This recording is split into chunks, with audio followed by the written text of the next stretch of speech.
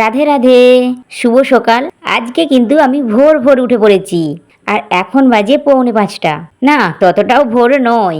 হ্যাঁ, যেমন উঠতাম সেরকমই চেষ্টা করছি, চেষ্টা চালিয়ে যাচ্ছি আরও ভোর ভোর ওঠার। জানো তো, ঘুমটা ভেঙে যায় তবুও উঠতে পারি না, কারণ রাত হয়ে যায় ঘুমানোর জন্যে। তো সেই জন্যে যাই হোক, এই যে উঠে বিছানাটা গুছিয়ে নিচ্ছি। আজকে একবারে ভালো করে গুছিয়ে তারপরেই যাব নিচে, কারণ একবারে কাজটা মিটে যাবে আর আমি অনেকটা সময় পেয়ে যাব, অন্যান্য কাজ করতে পারবো। তো সেই জন্যেই ভালো করে গুছিয়ে নিচ্ছি।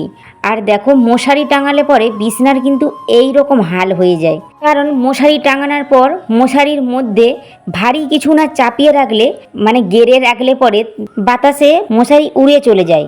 আর মশারিকে গেড়ে রাখার জন্যে কত কিছু ব্যবস্থা করতে হয়, শুধু মশার জন্যে কত কিছু।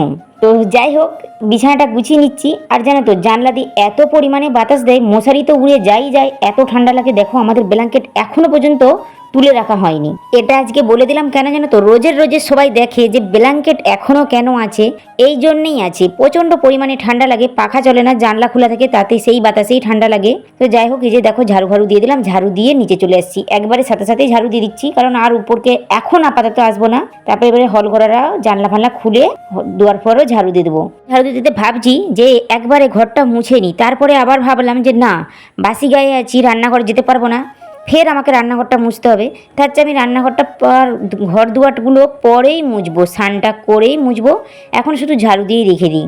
যে কোনো সম্পর্কই কিন্তু একতরফা হয় না, দুদিক থেকেই সম্পর্কটা ভালো করতে হবে, তবেই সেটা মধুর হবে। কিন্তু আমি যদি একতরফা আমার দিক থেকেই করি, যতই আমি ভালো হই, যতই তার মনের মতো হতে চাই, কখনোই হবে না। কারণ তার মনে যতখানা না ভালোবাসা থাকে, যতখানা না সম্পর্কটা সেও মন দিকে মেনে নিয়ে ভালোবাসার সাথে থাকে, ততক্ষণা সেই সম্পর্কটা মধুর হবে না। তারপরে দেখো, এসব কথা বলতে বলতে আমার দুয়ার ঘর ঝাড়ু দিয়ে আমি যে পাপোশটা লাগিয়ে দিয়ে, জানো তো, আমরা সব গৃহিণীরা পরিবারের সবার মানুষের মন রাখতে রাখতে নিজেদেরকেই ভুলে যাই। তারা কিসে ভালো থাকবে, তারা কি খেতে চায়, তারা কেমনভাবে থাকতে চায়, তাদের কোথায় সবসময় ভাবি আমরা। ব্রাশ করে চলে গেলাম স্নান করতে, কিন্তু তারা কি আমাদের কথা ভাবে? একটু একটু যদি ভাবে, তাহলে কতই না ভালো হতো, আর কতই না সম্পর্কটা মধুর হতো। তাই আমি ভালো হতে চাই না, আমি খারাপই থাকতে চাই, খারাপই ভালো। কারো মন রেখে চলতে পারবো না, কারো মনের মতো হতে পারবো না। অনেকগুলো দিন ভালো হওয়ার চেষ্টা করে দেখলাম, তবুও পারলাম না। সেই জন্যে লাস্টে হাল ছেড়েই দিলাম। আমরা ভালো হতে চাই মেডেল পাওয়ার জন্যে নয়, আমরা ভালো হতে চাই যাতে একটু ভালোবাসা দেয়, ভালোবাসা পাবো আমরাও, এটাই আশা করি, আর অন্য কিছুই নয়। দেখো, কথা বলতে বলতে আমার দুয়ার ঘরও আমার মোছা হচ্ছে। গৃহিণীর দিকে যদি জিজ্ঞাসা করে পরিবারে কে কি ভালোবাসে, কোন রঙটা তাদের প্রিয় পছন্দ, কি খাবার, আমরা কিন্তু সব বলে দেবো। অন্ধকারে যদি হেঁটেও আসে, সেটাও কিন্তু আমরা বলে দেবো যে কে আসছে। কিন্তু আমাদের একবারও কি বলতে পারবে আমাদের রঙটা কি প্রিয়, কোন খাবারটা প্রিয়, আমরা কি ভালোবাসি? কিন্তু বলতে পারবে না। তা বলে আমি এটা বলছি না, সব বোনেদেরকে বলছি যে সবাইয়ের ক্ষেত্রেই একই, যে এটা পার করে এসেছে, অনুভব করেছে, দেখেছে, তারাই এই কথাটা, ব্যথাটা বুঝবে, আর অন্যরা কেউ বুঝবে না। কথা বলতে বলতে আমার ঘর দুয়ার গেটের সামনেটা পুরো মুছা হয়ে গিয়েছে, কমপ্লিট। তারপরে যে পাপোশটা লাগিয়ে দিচ্ছি, কারণ এটা সঙ্গে সঙ্গে না লাগালে রয়েই যাবে, সেই জন্য সঙ্গে সঙ্গেই লাগিয়ে দিলাম। তারপরে ভিজে কাপড় চোপড়গুলোও ছিল, সেগুলোও নিয়ে ছাদে যাচ্ছি, মিলে দেবো। দেখো, আমরা তো চাই, প্রত্যেকটা গৃহিণী চাই পরিবারে লক্ষ্মীমন্ত বউ হয়ে থাকার, কারণ তাদের প্রত্যেকটা কথাও শোনা হয়, সব কিছু করা হয়, কিন্তু তবুও তাদের কাছে আমরা লক্ষ্মী হয়ে উঠতে পারি না। কেন বলো তো? সামান্য বলে না যে একবার ভালো বউ হয়েছে, হ্যাঁ ভালো, এইটা তুমি ভালো করেছো, পিঠ থপথপানোর দরকার নেই। শুধু যদি একবার বলে ভালো, কিন্তু তার উপেক্ষায় কি পাই জানো? অলক্ষ্মী। এত বড় সম্মান দেয় আমাদেরকে। সেই জন্যে ভালো হওয়াটা ছেড়ে দিয়ে ভাবলাম থাক, খারাপই থাক, এবার ব্যাস, ফুল স্টপ। সকলের ভালো হতে গিয়ে নিজেকেই হারালাম। অনেকগুলো দিন তো পরিবারের জন্য ভাবলাম, এবারে আমার নিজের জন্যে কিছুদিন ভেবেই দেখি। তো কাপড় মিলে দিয়ে চলে আসছি, এসে এবারে খাওয়া দাওয়ার জোগাড় করে খাওয়া দাওয়া করে নিয়েছি। তারপরে এবারে রান্না করছি। আর রান্নাও যেন তো বেশি কিছুই করছি না, কারণ আমার বরের আজকে একটু শরীরটা খারাপ আছে, বাজার যেতে পারছিল না, সেই জন্য পটল আলু ভাতে আর ডাল করেছি। আর অন্য কিছুই হচ্ছে না, কারণ শরীর খারাপ, বাজারও নেই বেশি কিছু। এগুলোই ছিল, তাই এটাই ভাতে ভাতই করে নিচ্ছি। তারপরে কিছুক্ষণ বাদে আমার বর তো খাবে না বললো, এক জায়গায় যাবে, আমরা মায়ে বেটিয়ে খাবো, সেটাই ভাতটা বেড়ে নিচ্ছি।